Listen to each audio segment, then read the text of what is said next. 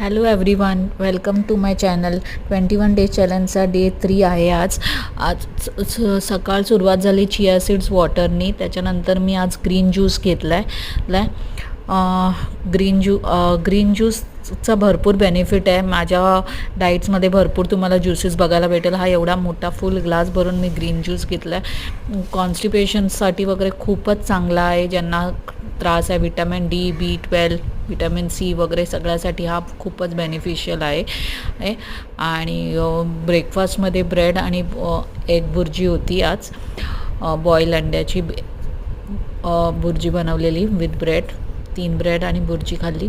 त्याच्यानंतर लंचमध्ये मी एक भाकरी घेतलेली. या भाकरीमध्ये ना सगळं मिक्स आहे, ज्वारी, बाजरी, नाचणी वगैरे सगळं मिक्स करून तर आहे. चिकनचा रस्सा होता. फ्राईड फिश घेतलेली पण मी काढून टाकली कारण मला फ्राईड काय खायचं नव्हतं. तर मग मी ते नंतर काढली आहे माझ्या प्लेटमधून.